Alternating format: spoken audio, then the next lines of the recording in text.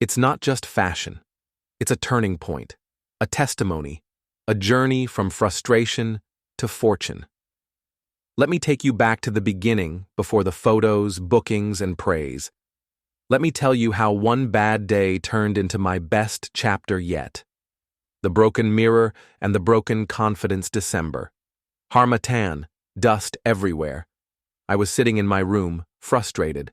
Why?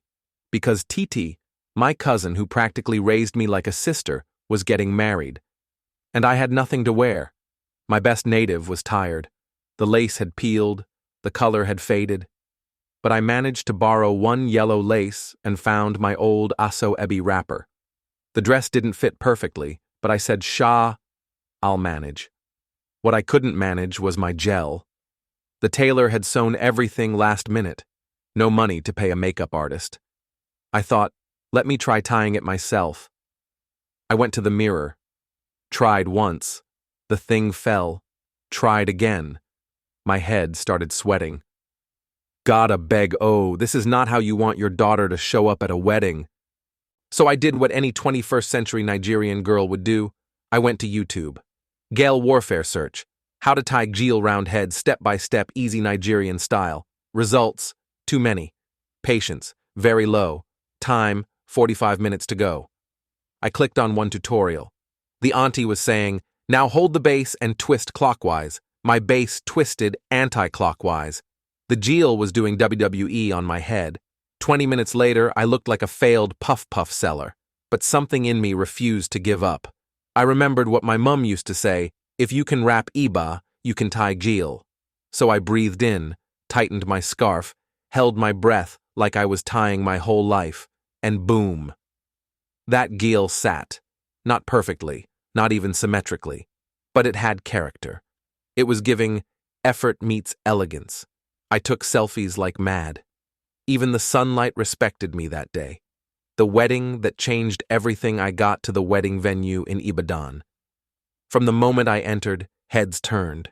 Even the MC said, ladies and gentlemen, see the Gele of the year. I blushed, sat down like a soft queen. Just as I was about to take my first bite of jollof, a lady tapped me. Sister, sorry, who tied your Gele? I smiled and whispered, I did it myself. Before the next bite, another lady, and another. By the end of the event, 4 people gave me their numbers. 2 begged me to tie Gele for their upcoming weddings. The same girl who fought Gele on YouTube, the birth of Gele by grace. Back in Lagos, I couldn't shake it off.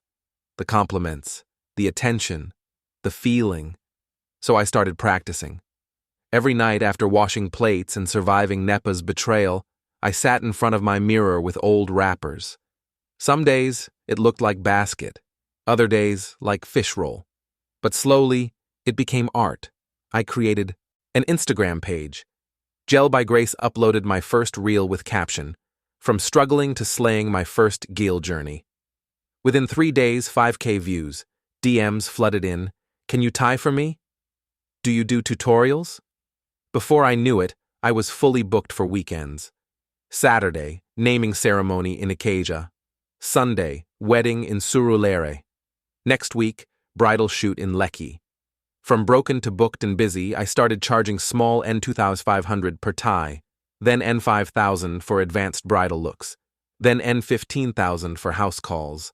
I invested in ring lights, bought satin for practice, and even launched a Gele starter kit with fabric, pins, and guide for beginners. From being broke in December, by March I had saved over N300,000, all from Gele.